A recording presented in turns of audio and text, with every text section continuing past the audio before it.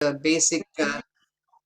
basic principles of a good landscape program, so that you can get success in your backyard gardens. So this is the 4th or 5th year that we are doing this, and today is the first class, and we have 10 classes planned from February through November.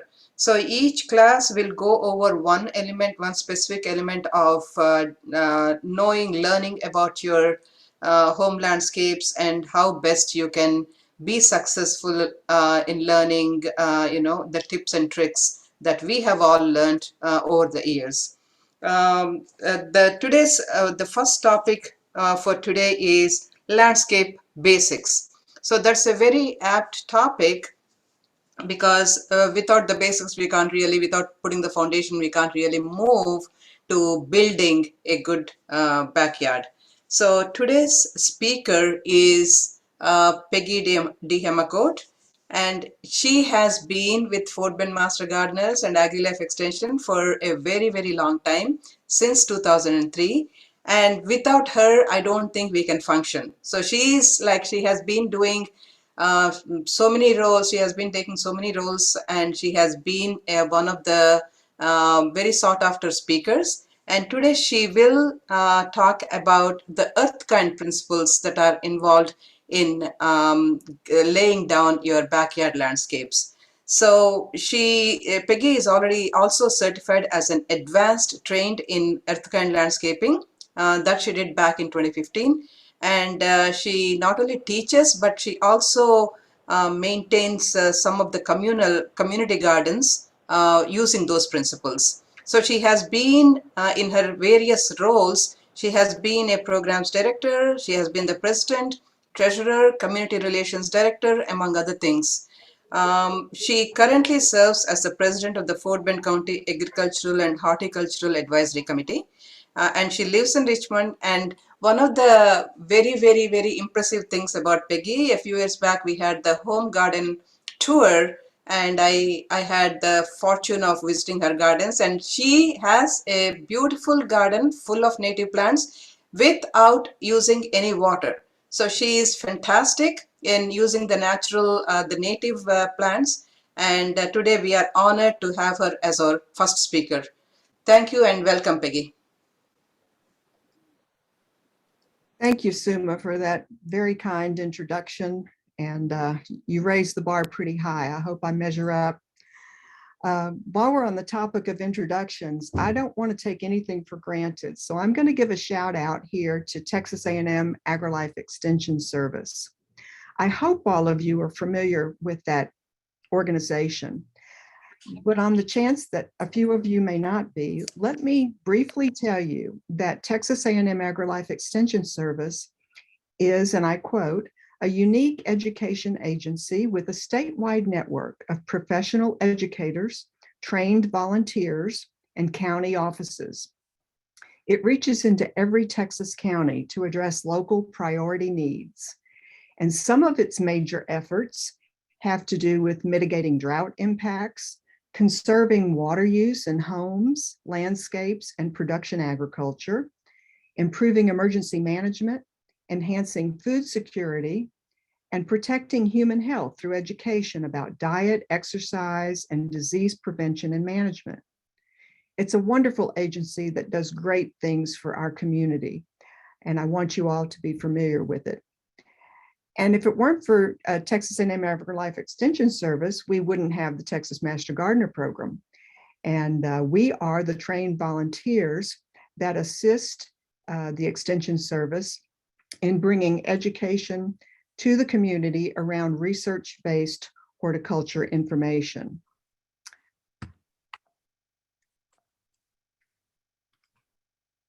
So my goal today is to lay a foundation for landscape success using Earthkind principles. In a short period of time, I'm going to cover a whole lot of ground from a fairly high altitude. I'm going to give you a lot of the basics, and I'm going to point you in the direction of more resources. Many of the topics, in fact, I would say most of the topics I'll touch on today are going to be covered in more detail in later landscape success classes. And at the end of my talk, we'll look at the entire schedule of classes. And if I piqued your interest in learning more about anything I talk about today, you'll be able to see when those are going to be offered and when you can take a deeper dive into the topics that interest you. So what do we mean when we talk about landscape? Well, your landscape is what you and others see around your house and other buildings. It's not just about your flowering plants. It includes your lawn, your trees, your planting beds, and even your hardscapes like your patios.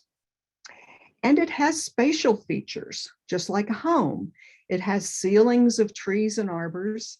It has walls of shrubs and vines, and it has floors of lawns, ground covers, and hardscapes. Well-designed landscapes have value. You know that, I'm sure. They enhance the beauty and the value of your home. They create a place for you to be outdoors with your family and relax and play and enjoy nature. And hopefully your landscape is low maintenance and sustainable. Most of us want a beautifully landscaped yard with lots of curb appeal where we can enjoy ourselves. And we don't want to spend all of our spare time having to maintain it and a lot of money in the process. When you achieve low maintenance and sustainability, you're going to derive maximum enjoyment. And the way to do that is to adopt Earthkind landscaping principles. Earthkind is a landscape management system. It was created by horticultural specialists and agents and volunteers at the Texas A&M Agrilife Extension Service with help from industry representatives. Earthkind is the fastest growing university program of its kind in the nation. As you can see from the graphic, Earthkind is federally registered as a trademark of the Texas A&M Agrilife Extension Service to protect its educational focus, use, and integrity. Earthkind landscaping is a set of principles to create a horticultural system based on real-world effectiveness. It's based on research-proven techniques. It combines the best organic and traditional principles. It provides us with maximum gardening pleasure while still enabling us to preserve and protect the environment. I'd like you to focus on the term real-world effectiveness. That refers to processes that occur in nature without human action. If we stop and think about it, right, in nature, plants don't need us to thrive. They grow where they're supposed to grow. They take their nourishment from the soil, and that soil is continually replenished by the decomposition of fallen leaves and other organic matter. And that decomposition process returns the nutrients to the soil, maintaining the soil's fertility. And in healthy ecosystems, plants and other living organisms coexist in mutually beneficial relationships.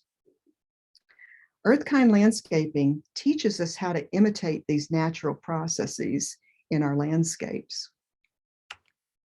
Earthkind landscaping encourages water conservation. How much do we take water for granted? We turn on the tap and it's always there, but that might not be always the case. Think about parts of the West in the United States right now that are really struggling with water supplies. We're fortunate that we don't have those serious situations, but they could be in our future someday. Our water supply is under pressure because of growing populations, seasonal fluctuations in our rainfall, and our periodic droughts. It's been estimated that about 25% of urban water supplies is used to irrigate our landscapes. And a lot of that is used inefficiently, meaning it runs off or evaporates, or it's used on plants that just require too much water. Earthkind landscaping encourages landscaping your property for energy conservation. You can significantly change the microclimate around your house making it more efficient and reducing your energy costs. And you do that by properly placing shrubs, vines, and trees such that you can keep your house warmer in the winter and cooler in the summer. It encourages reduction of fertilizer and pesticide use, because when we don't choose or apply those products properly, they can harm the environment if they flow off of our property and pollute streams, rivers, lakes, and the ocean. And lastly, it encourages a reduction in the amount of yard waste that enter our landfills. Every year, millions of tons of leaves, weeds, grass clippings, tree limbs, you name it, yard waste ends up in our landfills in Texas. You see it on your curb every garbage day, don't you? It's estimated that 20% of all the trash that's placed in our landfills comes from our yards. And there's a cost associated with that.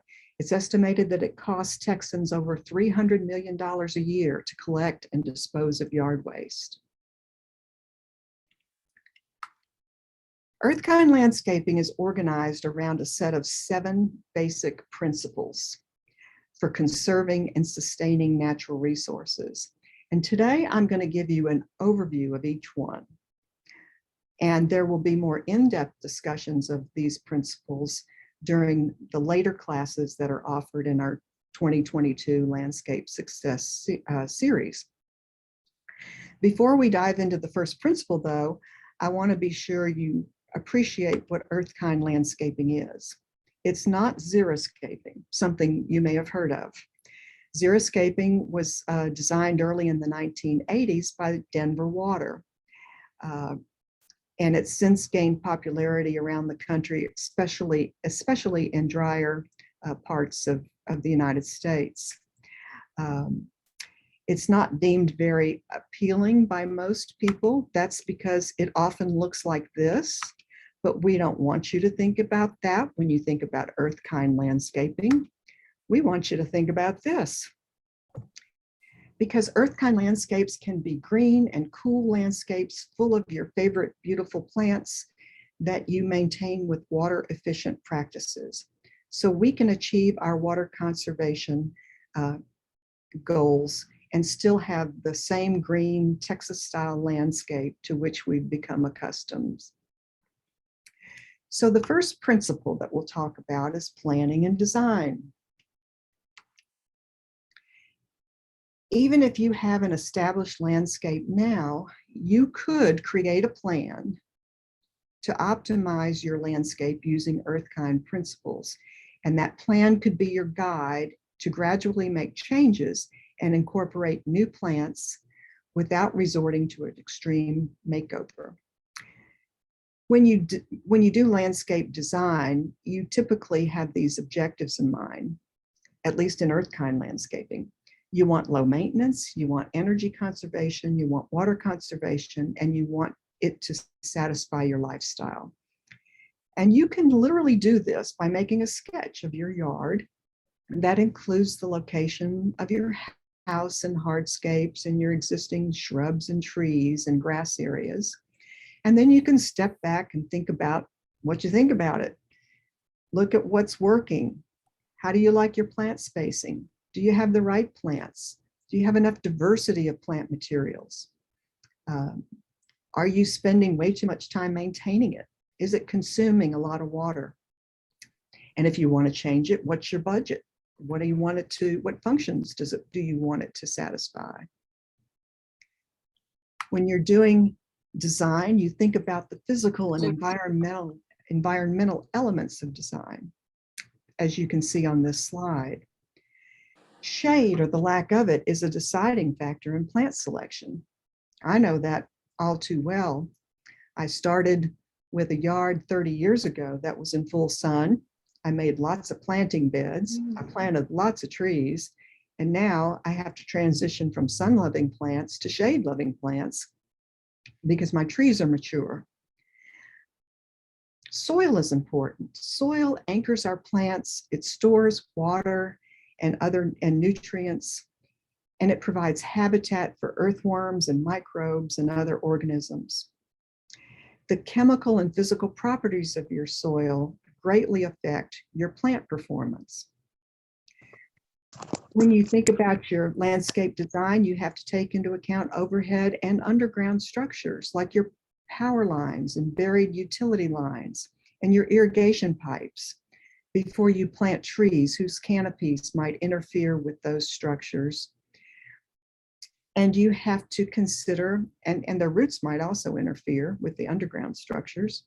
And you have to consider the mature height and width of plants when you select them, remembering that a tree's root system will extend well to and sometimes beyond the canopy of the tree.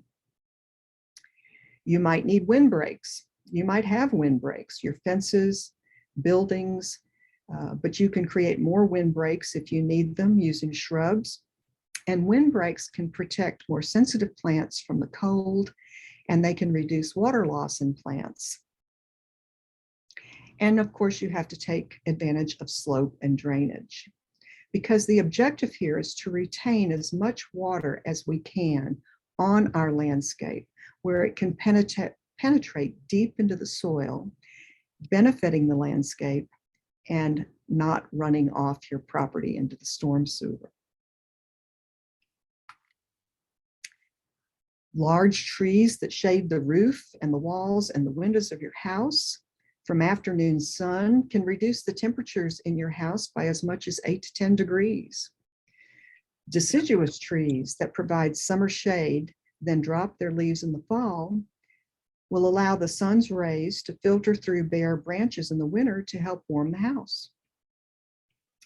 And always remember, when you're planting large trees, which I define as ones that are going to reach 35 feet or taller at maturity, you don't want them close to your house. You want to be at least 15 to 20 feet away from the side of your house, and plant some smaller trees closer if you're using them. So that's landscaping for energy conservation, tips to apply. Landscaping for water conservation. Earthkind focuses heavily on water conservation. Think of, not every plant has the same need for water. So Earthkind recommends that we group our plantings into areas that pair similar plants in terms of their water needs. Think of it as creating planting zones. And you can think about this as existing in 3 zones. The regular watering zone, those are the plants with the greatest water needs. They need water weekly, whether from rain or from you supplementing their water. Those are going to be things like your lawn, your tender annuals and perennials, and your fruit and vegetable gardens. On the other end of the spectrum, you have what we sometimes call the natural rainfall zone. These are plants that really need little or no supplemental irrigation unless we get into a really serious drought situation. In that zone, you would plant native or other drought-tolerant plants. And between those 2 zones, you have something that you might call the occasional watering zone, an area where you might apply some supplemental water once or twice a month. And those kinds of plants would be most of your herbaceous perennials and your ornamental grasses. And of course, you're always going to consider the amount of rainfall that's happened before you apply supplemental irrigation to your plants. So it's important to know something about your plant's water needs if you're going to conserve water. So those are my tips for landscape design. I'm going to move now into the next principle, which is practical turf areas. Our turf grass is important to us, isn't it? There are good reasons to have turf grass. It provides recreational surface for your kids. It's a place for your pets to romp. It keeps your landscape and your yard cooler. It reduces heat. It ought to unify a design in your landscape. And it harvests water, which is to say it eliminates runoff. You know, it's said that turf grass is second only to a virgin forest in its ability to harvest water and recharge groundwater resources. And that makes sense if you think about the plant structure of, let's say, St. Augustine grass. Those vertical blades of grass, rainfall falls on them, they drip down, the rainfall drips down to the ground and saturates the soil, and it's able to permeate the soil through the air pockets around the roots and, you know, soak it up like a sponge. If that same rainfall were just falling on bare soil, it might run off more quickly. But turf grass needs to be considered practical in Earthkind landscaping. Look at the picture on the left. You buy a house, the house is built, the concrete driveway and the sidewalks are poured, and everything between those structures is planted in turf grass. Maybe you have a little flower bed in the front yard. Well, that creates some funky angles that are hard to mow, hard to water. It creates some watering problems where you're trying to water your grass, but you're hitting the sidewalk or the driveway.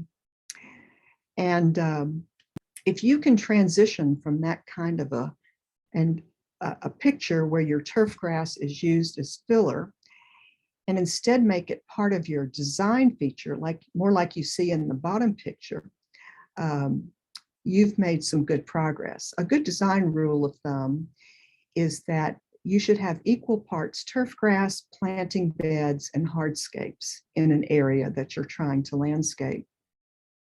So think of turf grass more of a design element and not a filler.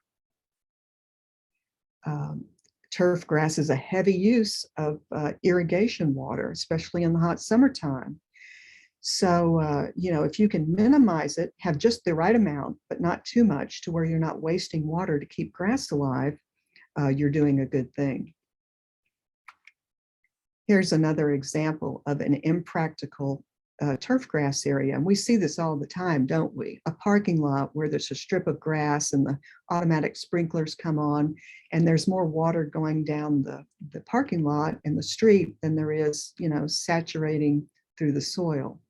You want to try to avoid spots like that and instead replace narrow strips with more functional areas that are easier to irrigate and maintain. If you come to the conclusion that you have too much turf grass in your yard, the thing to do is to convert a lot of it to perennial beds. You know, make those border beds. Remember to group the plants according to their water needs so that you can irrigate them practically and reduce the amount of turf grass that you're trying to keep alive in the middle of the summer.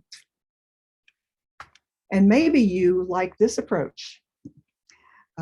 Maybe you don't want any lawn at all. I think the picture on the bottom left is very attractive. It looks to me like a side yard where turf grass was removed and planting areas were created instead with a nice pathway going through it.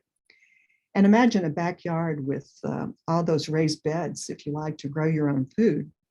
Imagine the harvest that you could bring into the house with a backyard like that.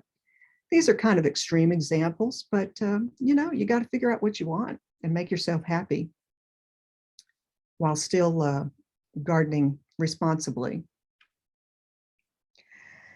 So next I'm going to talk about appropriate plant selection.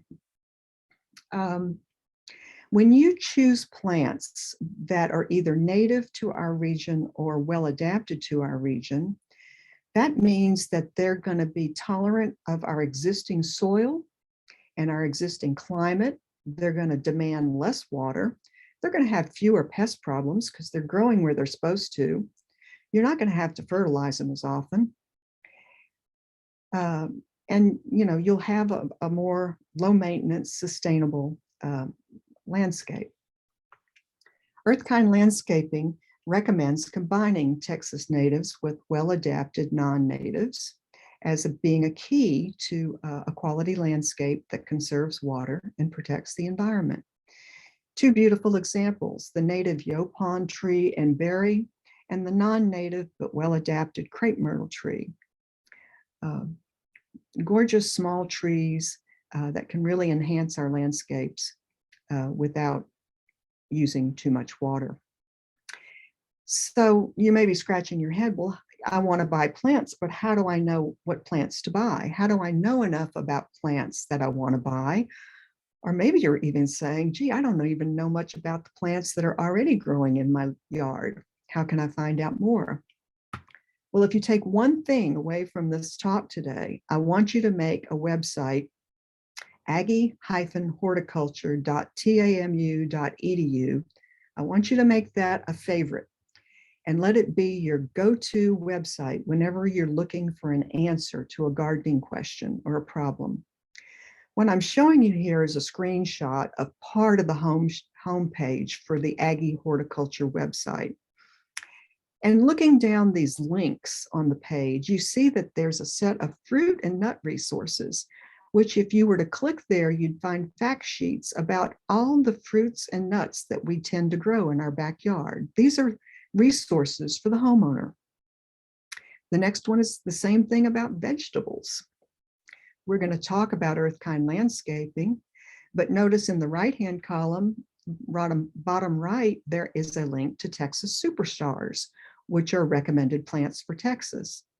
There is a wealth of information on Aggie horticulture, so make it one of your favorites. Today, I'm going to show you the Earthkind landscaping plant selector. So from this page, we would choose Earthkind landscaping, and that would take us to this page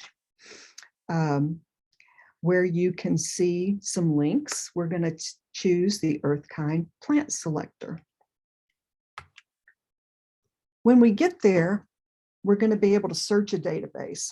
Now, not every plant in the universe is in this database, but a lot of plants are. And we'll be able to search the database. You can either put in your zip code or you can click on the region of this map that represents the county where you live. And of course, we would be in the area marked G. And so I'm going to do that. And that takes us to this page where we can search for plants in region G, which is Southeast Texas. We can either enter some criteria that we want to search on, like growth habit or sun exposure or bloom period or leaf character, and search the entire database. When you do that, you will get all the plants in the database that meet those criteria, including those that are not in your region. So you'll have to be careful when you dive a little deeper once you get in there to be sure the plant is recommended for your region. You have an alternative though, and that is to generate a quick list where the lower arrow points. That will give you plants for your area that have something that we call the Earthkind Index of 8 or greater. And what that means is this. Most of the plants in the database have been evaluated and assigned a rating, a numerical rating between 1 and 10. The rating is based on the plant's heat tolerance, drought tolerance, pest tolerance, its soil requirements, and its fertility requirements for a given region.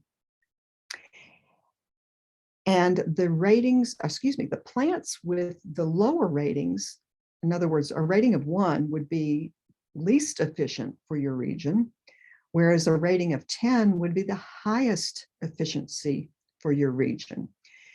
We refer to plants with a value of 8 or more to be extremely resource efficient, which means they need minimal amounts of soil or fertility amendments, and they can generally tolerate our heat, our periodic drought spells, and the pests that we encounter in our region. So I'm going to generate this quick list. And when I've done that, when this one was done, it generated a plant list of 223 plants for Southeast Texas. And this is what you'll see on the pages that you'll be able to scroll. You'll see a thumbnail picture of each plant. its scientific name and its common name, and where one exists, its Earthkind Index. So you can scroll through these pages until you find some plant that you want to take a closer look at. So here I am on the page and I see Turks Cap. Aha, this is one of my favorite plants. So I'm going to select Turks Cap, and it opens up this wonderful page with plenty of information. It tells me that, it gives me a description, and I'll read it to you. It says that Turks Cap is an outstanding Texas native herbaceous perennial, that it spreads from roots, suckers, and seeds. It's got dark green, lobed, red maple-like leaves with 1-inch long upright red flowers. It's adaptable to sun or shade, but it's best in partial shade. It's excellent in naturalized landscapes, shaded understories. It can be used as a tall ground cover, and the hummingbirds like it, near and dear to my heart. And so looking down this list, you see the exposure, sun, partial sun or shade, its bloom period, its fruit characteristics. When it finishes blooming around end of August, it creates a fruit that looks like a red berry, and the mockingbirds will come along and eat that fruit. Tells you how high it gets, but here's its Earthkind Index. This is why you would want to select this plant or others like it rated 8 or above. It's got high heat tolerance. It's got low water use. It's not picky about the soil it grows on. It's not bothered by pests, and you don't have to fertilize it. In my book, that's the perfect plant. So you can use the Earthkind plant selector 2 ways. You're thinking about adding plants to your landscape, or you can go shopping on the Earthkind plant selector before you head to the nursery. Or I've used it as a diagnostic tool. I've had plants that I'm trying to grow and they're just not performing like I expect them to. I see beautiful pictures of plants in a magazine or online or on Facebook. One that comes to mind for me is shrimp plant. I've got lots of shrimp plants, but I like them, but they don't look beautiful. So I've gone to the Earthkind plant selector and figured out, well, I'm not watering them enough for one thing, and they probably need some food every now and again, which I'm not giving them. So you can diagnose problems to some extent by looking your plants up on the Earthkind plant selector. So that's one tool on Aggie horticulture that you can use for proper plant selection. There are many more tools on Aggie horticulture about plants. Here's a page, the plant picture pages. Look at all the good stuff that you'll find here. A Texas urban landscape guide, information about Texas native shrubs, Texas superstar plants, Texas native trees, Earthkind roses, the database of Texas superstar plants, and a location for information about crepe myrtles for Texas. So again, become good friends with Aggie horticulture in terms of your plant selection. Appropriate plant selection is very important to Earthkind landscaping. Moving on, the next topic is soil improvement. This is the next Earthkind principle. This might be considered the heart of Earthkind landscape management, because soil is the foundation of our gardens and our landscape. It anchors the plants, it retains water and nutrients and air, which the plant needs, and it provides that all-important environment for microorganisms that interact with plant roots for plant health. And the key to improving your soil is to incorporate organic materials. Realize, though, that the only sure way to know how fertile your soil is to have it tested.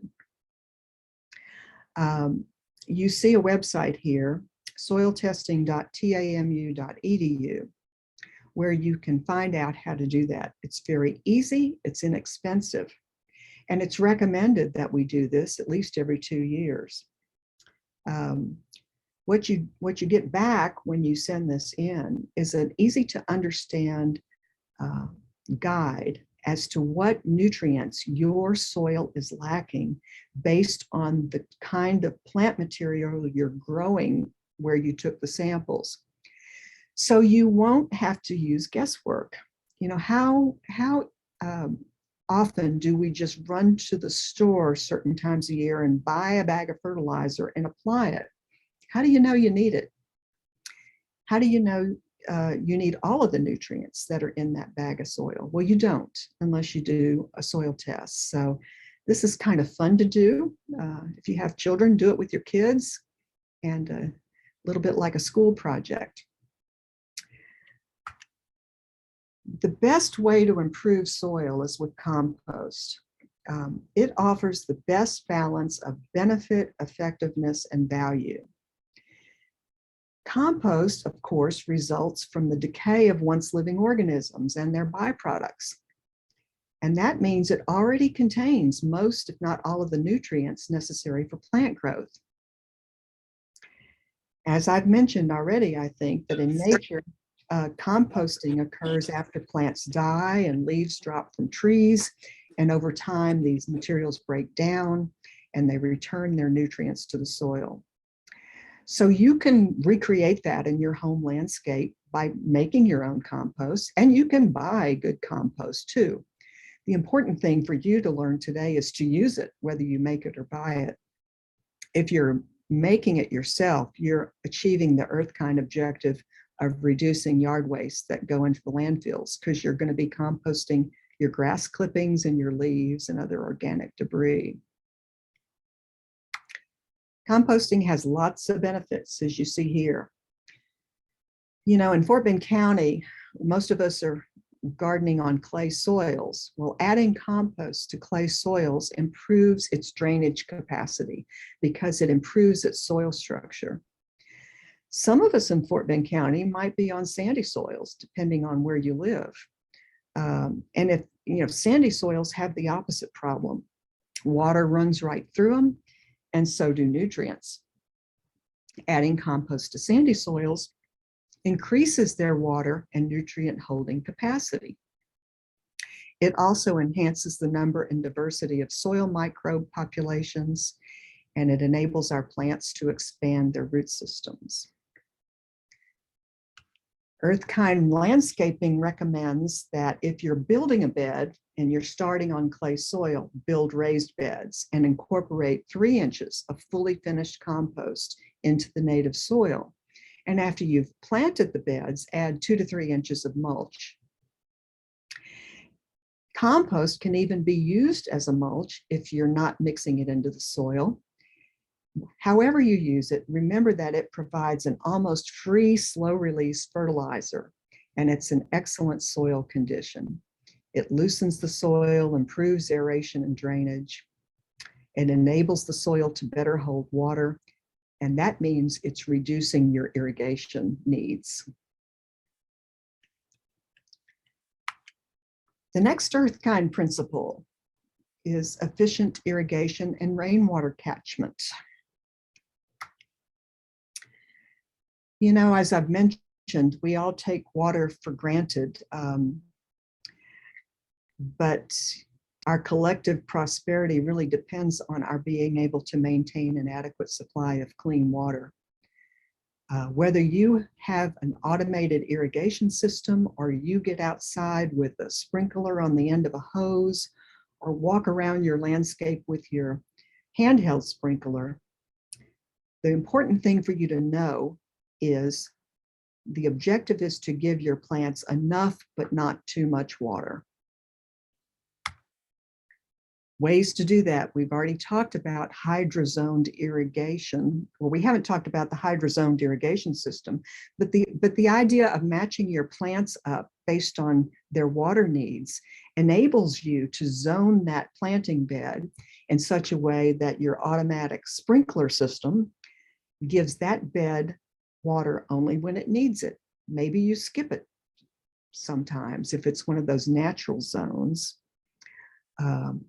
or maybe you water it more frequently if not. Another technique is to stop using spray head irrigation. You know, when water sprays from our sprinkler heads, it's prone to be subject to evaporation and runoff. The wind will take it and move it from the place you're trying to water to your sidewalks or driveways, and down the drain it goes. If you can use some type of drip irrigation, you will achieve benefits.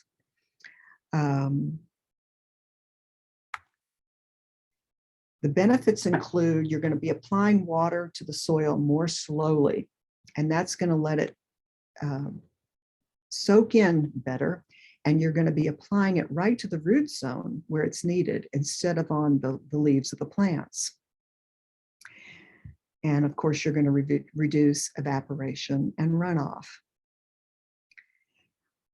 One of the most effective means of achieving significant water savings is using drip irrigation, because it has an efficiency rating of at least 90%, compared to a traditional spray or sprinkler system, which is often only 50 to 70% efficient in terms of getting that water to the place where it's needed. Other techniques that we can use to achieve irrigation efficiency is to water only when plants need water. And that's best judged early in the morning. And get out there and figure it out. Use your finger, poke your finger in the soil and see if it's wet. Or invest in an inexpensive moisture meter and test an area before you decide to run a sprinkler on it.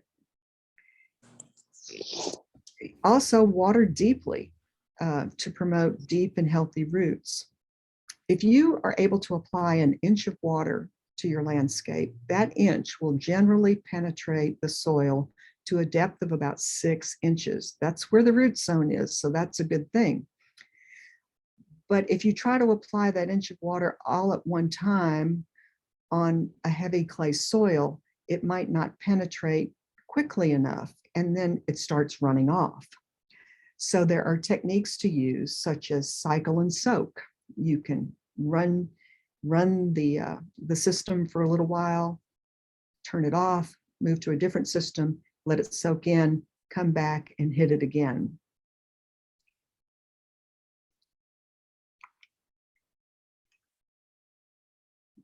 You can also water during the right times of day, before 10 a.m. and after 6 p.m. in the hot months of the year.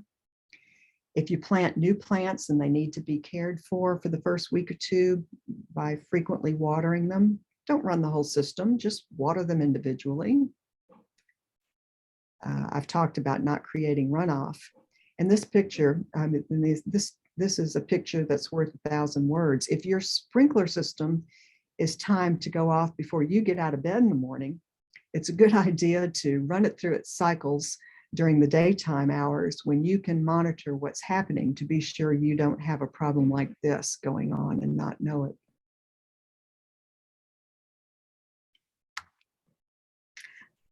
Another water saving tip in Earthkind landscaping is to collect rainwater. I don't have to sell you on the benefits of doing that. And it's pretty easy, really. If you've got a roof and you've got a gutter and a downspout, you can do it. There's another great website that you can go to, rainwaterharvesting.tamu.edu, and you'll find lots of resources to learn more about it.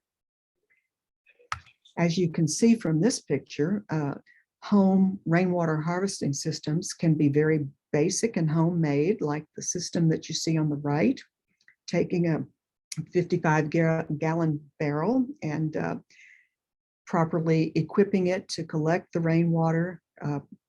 You can, imagine that you're emptying that rainwater into a watering can and maybe watering your potted plants with it. Or, if you're ambitious, you can buy a commercially available rain collection system, as you see on the left. And I love the artistic people among us who make their own rain barrels and apply their art to them. Lots of fun can be had here, and lots of good benefit results for the environment. Again, the website is rainwaterharvesting.tamu.edu. Another technique is to plant a rain garden. A rain garden is a specially created area that water can run off and accumulate after heavy rains and be there long enough for it to soak into the soil, down through the soil, and recharge the groundwater. And it's planted with plants like you see here that can tolerate being waterlogged for 48 hours and then are just as happy when they dry out until it rains again. With building a rain garden, this is what we're trying to prevent. Let's say you've got a driveway or a road or a high point in the yard that from which water runs off when it rains. You want to keep that water on your property. You don't want it going into the streams and rivers. Keep it on your property. So instead of that happening, with a rain garden, you might achieve something that looks like this. You can see the what appears to be a path, a paved path back there. But if water runs off that, it's going to end up in this slightly lower area where it can be able to soak in and recharge the groundwater. If you go to the rainwaterharvesting.tamu.edu website, you'll get about rain gardens, and there's even a recommended plant list there for rain gardens. I know personally, I've got a spot at home where downspouts that I've diverted with piping that go underneath my landscape and come out the other end of a driveway. After 30 years, they're kind of breaking down. So I have a planting area that gets pretty wet and holds water. Well, I've just replaced the plants in that planting area with recommended plants for rain gardens, and it's given me a lot of pleasure. Okay, moving on to the next principle, effective use of mulches. We all know what mulch is, right? It's a layer of non-living material that covers the soil surface around your plants. Earthkind recommends using a good organic mulch that you replenish once or twice a year. And in fact, that's critical in the Earthkind approach to landscaping. It's probably one of the easiest Earthkind principles to adopt because it's high impact and it's low tech. Mulch shades the soil from the sun, and it serves as a physical barrier to evaporation. You know, the soil under your mulch can be 30 degrees cooler than the bare soil. And since most weeds germinate near the soil surface, applying a layer of mulch over the soil surface tends to tamp them down. In other words, they don't have as easy a time in germinating. During heavy rains, mulch can keep your soil from eroding. And since they're organic, over time they decay and enhance your soil. They return their nutrients to the soil and improve the soil's texture. There are lots of organic mulches out there. We recommend that you try to use locally sourced hardwood mulch. When you go to a soil yard to order that, they usually have the label native hardwood mulch. But there are other things, as you see here, that can be used for mulch. It just depends on your aesthetic appeal and what you have on hand, maybe.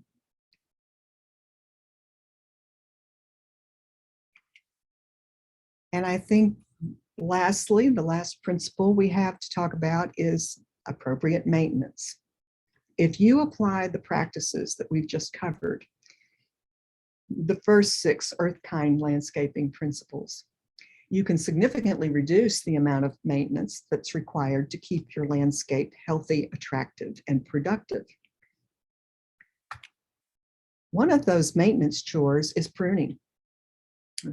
It's important to know when and how to prune, and that depends on the plant you're talking about. Are we talking trees? Are we talking roses? Maybe salvias or azaleas? You've got to know your plant material and prune when the time is right. The exception to that would be any time that you have dead or diseased wood. You want to take that off the plant anytime. But the goal with pruning is to minimize the amount of pruning that you do, because when you're removing live wood, the act of pruning creates a wound opening on the plant, and that can be a source of a disease problem. And when you prune, always study the natural form of the plant and try to follow it. Don't top a crepe myrtle, for example. And of course, use the right tools for the job. Another maintenance chore we're all too familiar with, of course, is mowing our grass. Earthkind recommends that St. Augustine grass be maintained or have a mowing height of between 2.5 and 3.5 inches, and Bermuda grass, which some of you may have, between 1 and 2 inches. So that means setting your mowing height to meet that requirement. And in so doing, you're going to achieve the benefits that you see on this slide. A lawn that's mowed too short needs more water. That's because shorter grass blades expose more of the soil surface, which facilitates evaporation of moisture from the soil. And another tip for you too is to use a mulching mower if you can, and leave your grass clippings on the lawn. Do you know grass clippings typically contain 2 to 3% nitrogen, as well as phosphorus, potassium, and other plant nutrients? So by leaving them on the lawn, you're effectively leaving them in place to decompose and return those nutrients to your soil. But if you absolutely have to bag your grass clippings, remember, don't send them to the curb for the trash man. Please compost them, or find a friend who wants to compost them.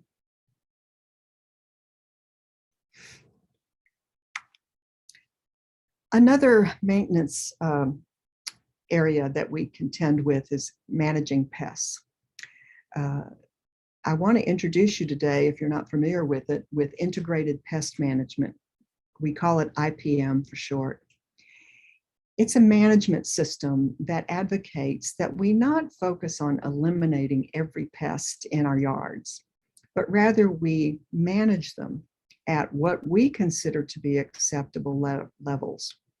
And at the bottom of this slide, there's another good website for you, citybugs.tamu.edu. The name of the website is Insects in the City, and it helps homeowners in urban landscapes address insect problems. But IPM integrates cultural, biological, and chemical methods to prevent or address pest problems. The emphasis in IPM is prevention and monitoring, and it advocates using chemicals as a last resort. It's ecologically based because it takes the environment and non-target animals into account. And it considers all the control tactics, not just reaching for a spray of pesticides. And because it does that, it relies on pesticide use as a last resort. It's also really personalized. It depends on your tolerance level and how much damage your landscape can sustain. It's very proactive instead of reactive. In other words, if you practice IPM, you're preventing pest problems. You're not just treating for them when they happen. IPM is really best understood in terms of the IPM pyramid. You start at the bottom of this pyramid. The cornerstone is prevention. So that's what cultural control is all about. Examples of cultural control are selecting well-adapted plants that aren't going to be bothered by pests, and then you plant them properly and you remove the debris like weeds that harbor pests. Those are examples of cultural control. But then if pests show up, you resort to mechanical or physical control methods. And that's a matter of physically removing the pests from the environment. You might pick them off. You might spray them off with a hard spray of water from your water hose. If you have sucking insects, you might be able to spray them off and keep them under control. Or you might use sticky traps to attract whiteflies, for example, or use barriers such as nets or screens. I practice mechanical control when I have tomatoes growing in the garden because I appreciate tomato hornworms. I know that they're going to pupate into beautiful moths. So I don't usually mind if one tomato hornworm wants to eat a few branches of my tomato plant if I'm getting lots of tomato production. But I have occasionally physically removed them from the plant. And then the next rung up the pyramid is biological control. That's using the good bugs to fight the bad bugs. You know, your yard is an ecosystem, whether you think of it that way or not. There's all kinds of life there, from life you can't see with your naked eye. Some of it's in your soil, to life you can see, obviously. And if it's in balance, the good bugs take care of the bad bugs. And, you know, the things that we sometimes think of as pests are actual good things to have around. They're natural enemies of pests. Some examples are spiders, lacewings, lady beetles, ground beetles, and certain bacteria and fungi, certain nematodes even, viruses, and then there are parasitic flies and wasps. We want those in our yards because what they eat are the pests that we don't want to have in our yard. So you want to protect them. You protect them by using non-chemical pest control methods. But if you decide your pest problem, after practicing all those three things, cultural, mechanical, biological control, if you just can't stand the pest situation that you have, and that's a real thing, I'm not saying it's not going to happen, then you resort to chemical control. You resort to that last, whether you're using organic or non-organic products, and you select insecticides that have minimal effect and that target the pests you have in mind. And of course, you'll use it according to the product label and you store it properly. So that's IPM in a nutshell. And that concludes the brief review of the 7 principles of Earthkind landscaping. But I have a homework assignment for you guys. I want you to go to the Earthkind landscaping website and take the Earthkind challenge. This is fun and it's easy. There's a questionnaire there that is designed with you in mind. You'll have a series of questions, and associated with each question will be a little explanation of what it's talking about. And then you respond to the question based on the things you're doing in your own landscape. And when you finish this little test, you get a score ranging from 0 to 100. And the higher the score, the more you're doing to help preserve and protect the environment. And in addition to your score, you get a summary of the questions and your responses. And if you have questions marked with a red X, then the website is going to give you suggestions on changes in your practices that you can implement to help create a more healthy and sustainable environment. So have some fun with that. Now I'm going to pause here for a few minutes because we want you to give us some feedback about today's talk. We'll also take some questions when I move past this slide. But while I'm here, if you have your phone handy or if you can take a screenshot of this slide, we'd like you to use this QR code to complete a brief survey about today's class. Because as we move forward, we want to be sure we're satisfying your needs and providing the kind of information that you value. So I'll let you do that. And while you're doing that, I'll focus your attention on the graphic to the right of that QR code, and that's the schedule for the rest of this year's landscape success classes. So think about all the topics I've covered today. Next month, we're talking about soil. You want to take a deep dive into soil? Join us next month. In April, we'll be talking about plant selection, especially flowering plants for 4 seasons. In May, we're talking about your irrigation system, just in time for the summer. In June, we're talking about landscape weeds. Everybody needs that lesson, right? In July, we're talking about the lawn. In August, we're talking about your landscape pests and diseases. In September, we're talking about trees and tree care basics. In October, we're talking about edible landscapes. And in November, we're going to get you ready for winter.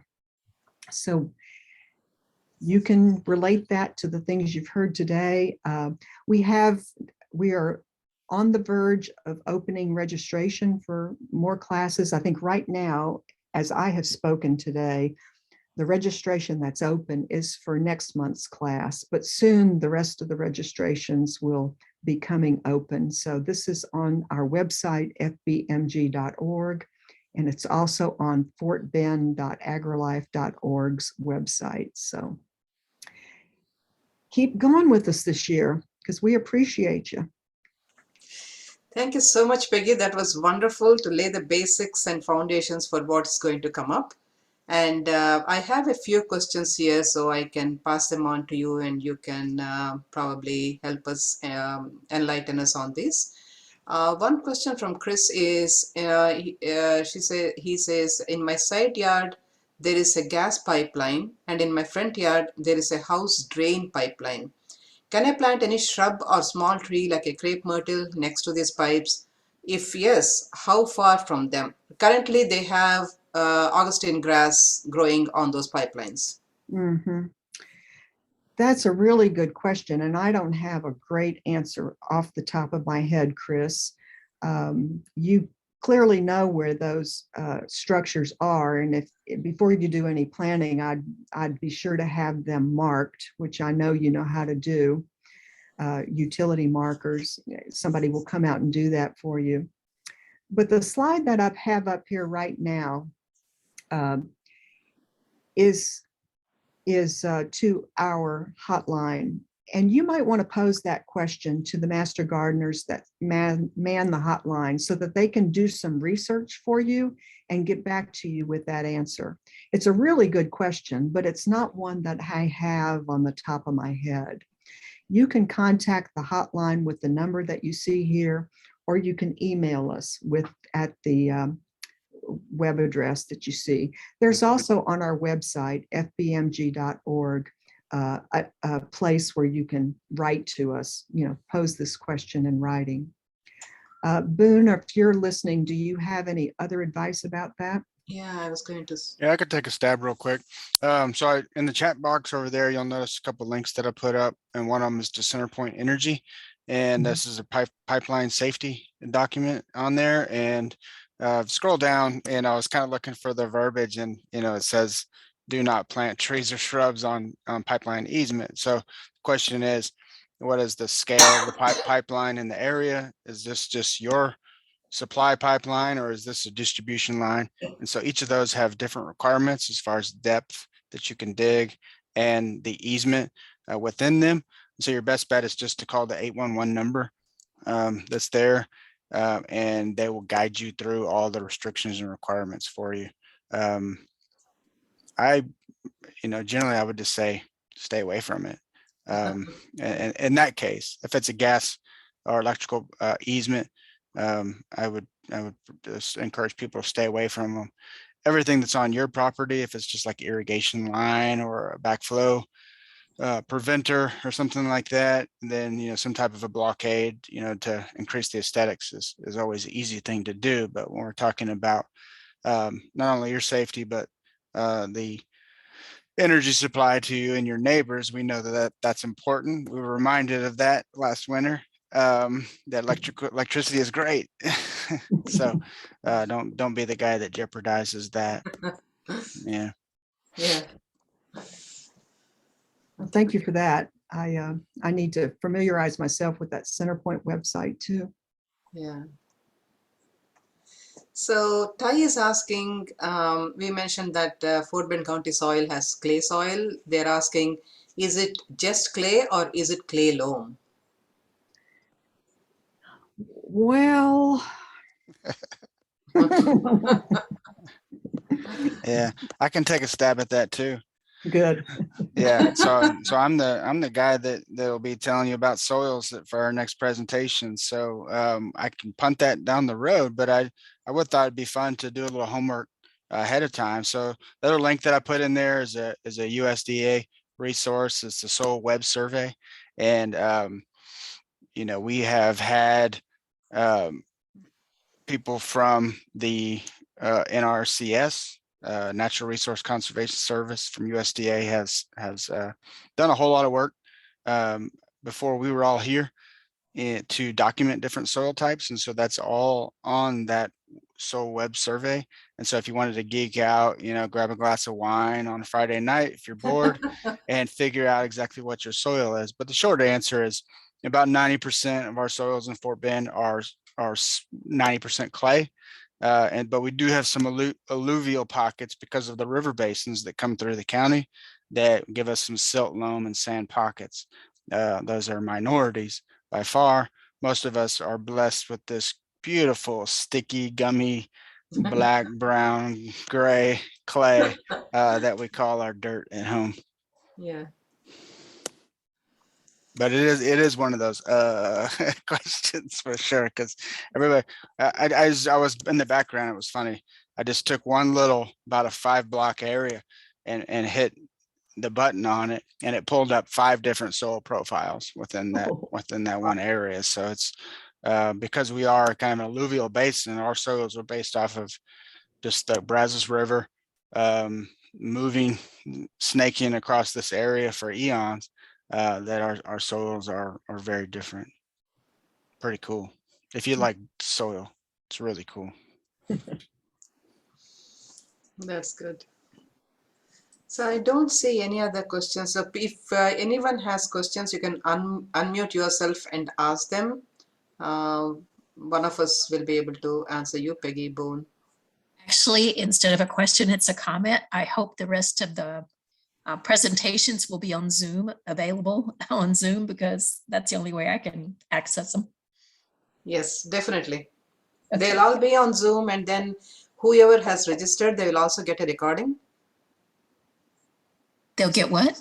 You will get a recording of the session. Oh, okay, thanks. Yeah.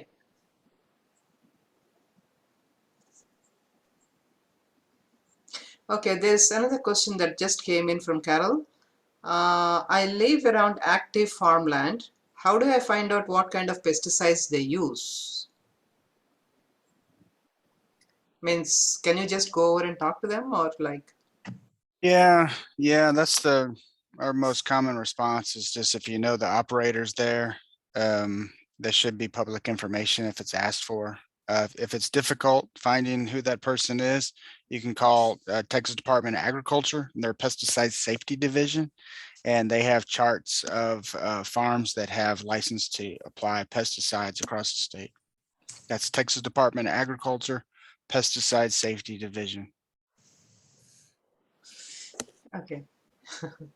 So the next question is, because the soil is clay, won't that make it difficult for new plants when I'm doing my landscaping? Yes, of course, it's hard to dig, I guess. Would you repeat the question, Suma? Because the soil is clay, won't that make it difficult for new plants when I'm doing my landscaping? Means, Well, I think, in other words, do they need to amend the soil? yeah, if you're just starting to build, excuse me, I'm going to take a drink of water. If you're building a new landscape bed that you're going to plant plants in, the recommendation is that you add organic matter, in other words, compost, to the native soils and raise it up. So that's your plants will be very, very happy in that regard. Clay soils are not infertile. You know, they have fertility. They just have properties involving being, you know, not draining well when we get our 6 inches of rain that are troublesome. So amending that soil when you make the planting bed with compost will make your plants very happy, and then mulch them well. And yeah, that's the prescription. That's the recipe. Okay, so the next question is, on what website was the soil web survey that was mentioned by Mr. Holiday? Okay. If you scroll back up to Yeah, the comment that says let me scroll JB, back up. yeah, there's It two. says, yeah, websoilsurvey.sc.egov. Like that's South Carolina. No, I'm not sure what the SC is on there. egov.usda.gov. Hmm. Yeah. Okay. I'll post it again, so it's down there fresher. Yeah. Okay. Is gypsum good for our soils? Twice a year application? Boone, would you take that one? Sure. Yeah, gypsum is good. It's one of our tools in the toolbox for breaking up clay particles to increase porosity in the soil. Depending on just the compaction of your soil, small amounts applied annually are recommended. There's not really a given rate. I would just start off if you buy like Dispersol or any other type of a granular or powdered gypsum. Just read the rate of application on there, and then just kind of gauge the improvement and see if you need to reapply the following year. It's kind of difficult when we're talking about changing the structure of soil. You don't have too many opportunities to do that, because if you're planting perennial plant material, it's quite difficult to actually continually change the structure. As Peggy mentioned, probably equally as beneficial as just the annual addition of organic matter through humus, compost, soil conditioners. As mulches break down, they can help increase the texture of the soil. But the long answer is yes, gypsum is a good tool. How often do you turn over the soil in a raised bed?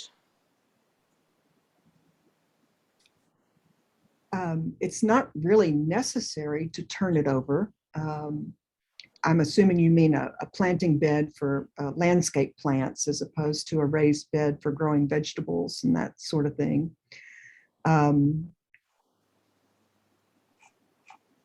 If your plants are performing well, there's really no need to dismantle your raised bed of plants and turn your soil and replant them. If you're having trouble, then it would behoove you to try to diagnose what's wrong with those plants, and our hotline can help you do that. But it's not generally advisable to do that.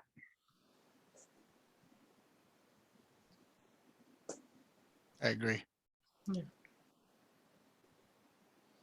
I think I don't see any more questions, but if anyone has anything, you can ask directly, or I can put it in the chat. Okay, there's one question here. So mulch does not need to be removed before adding new mulch? No, it doesn't. You're using, it does not need to be removed before adding. You can add new mulch, you can fluff it all a little bit, it's there's nothing wrong with the mulch that's left over.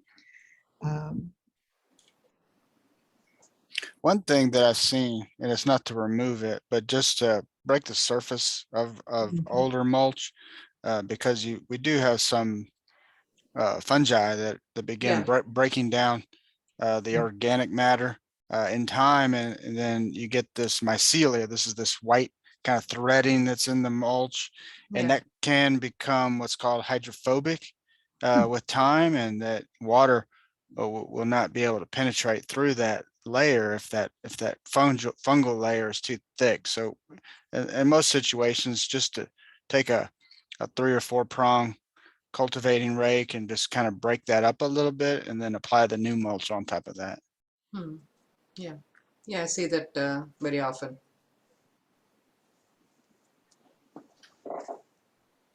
But that old mulch will eventually turn into humus for you and begin fertilizing your plants.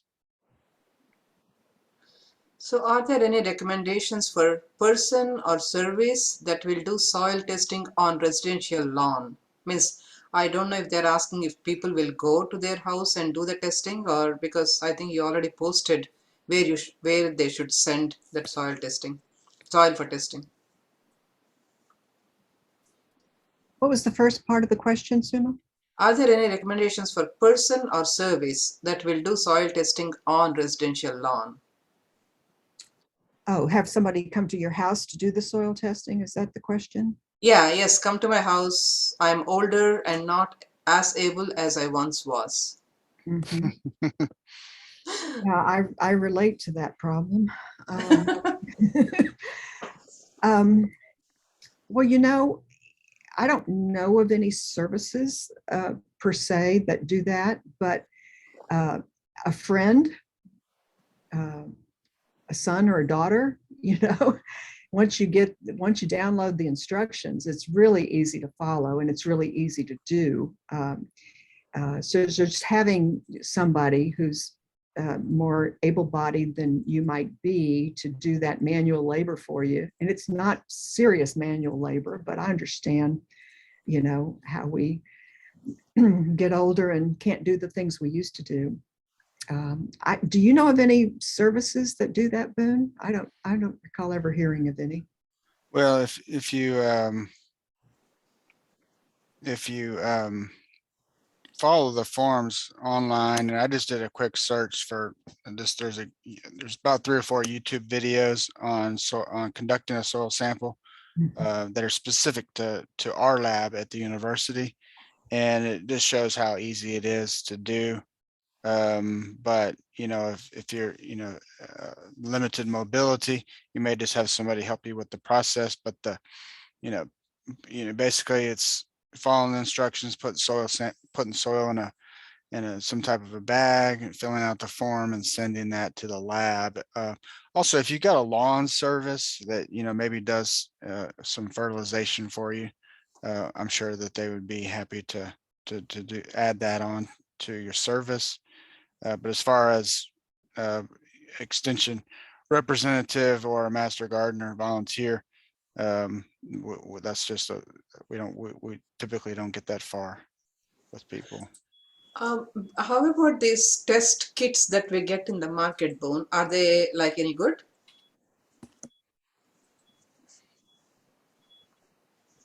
I typically don't recommend them. You're talking about this like the little stab it in Yeah, and it yeah, shows the soil pH, fertility. yeah, test kits, yeah. Yeah, you just don't get any rating on there that's really useful. Okay, When you do and I'll talk about this at the next program, but okay, when you do a soil test analysis, the lab results that come back give you, what nutrients are in the soil and which ones are deficient, and what steps you need to take to yeah. balance the nutrients in the soil. And that's much more important than just something that says it's fertile or not fertile. I don't think there's much value in that. Yeah, so the next class is gardening success begins with soil. So that will address all these and more. And do definitely sign up for those for that class. There is another there is another question. I moved from out of state and I hear snakes are around. Should I be worried about planting shrubs in my yard? I would say, generally speaking, no, don't worry about planting shrubs, but become familiar with the more common snakes. And that's easy to do using the internet.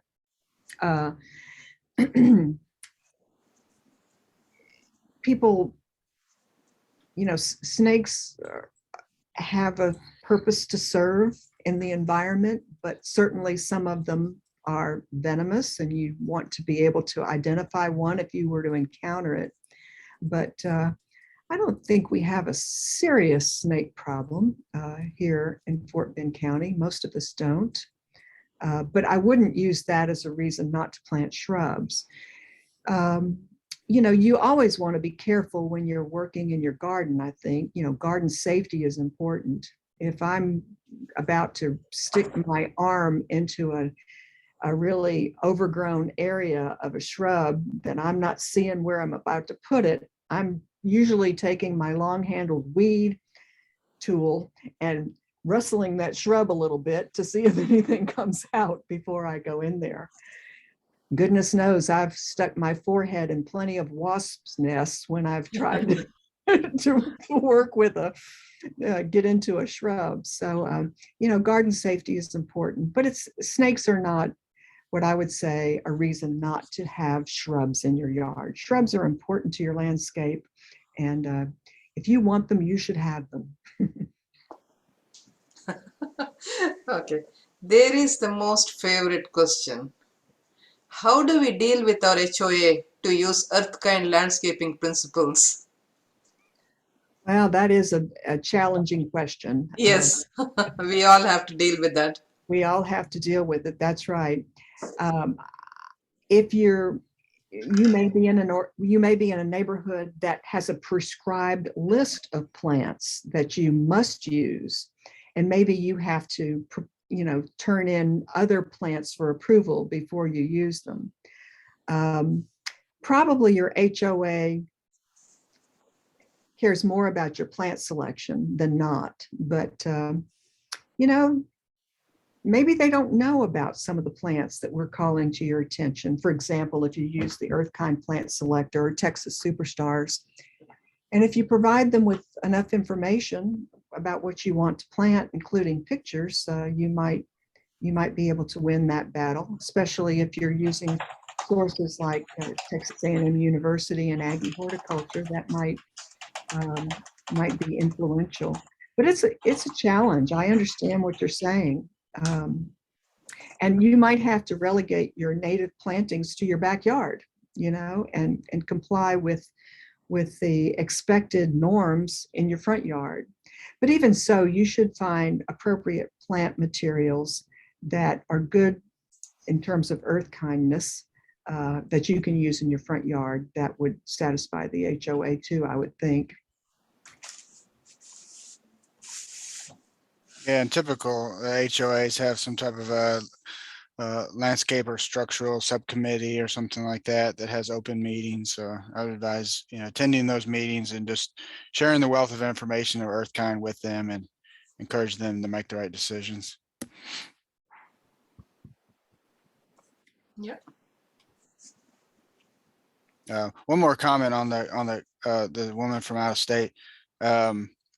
Those on copperheads, and Peggy, you can elaborate on this, but the copperheads, coral snakes, etc. They don't like people, and so we these are rare, particularly if you're in a suburban area. They want to be away from humans. They don't like noise and all the things that come along with human inhabitants, which would be dogs and cars and all that. So we rarely see those. If you're out in the country, and you've got a lot of natural landscape area, you may see those snakes more rarely often, but most of the time what you'll see around the suburban neighborhoods are going to be your Texas rat snakes and maybe some gardener snakes and water snakes, etc. Of course, that's a little comfort to a lot of us, Boone. A snake is a snake, we don't want any of them. But I understand your point. I think it's a great one. Yeah, freaks us out. Yeah.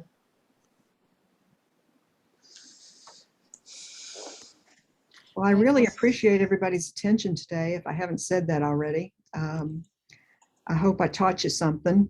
I hope I gave you a lot of resources to follow up on. And I hope you'll do our survey and attend more classes. Yes. Thank you so much again, Peggy and Boone and Nancy. Nancy is the programs director who is behind all this. She's behind the scenes, but she's the one who is making all this happen. And we will see you in the next class. Register on our website at fbmg.org for the classes, and do share this information in your circles, and you will get the recording if you want to watch it again. Thank you. Thank you so much.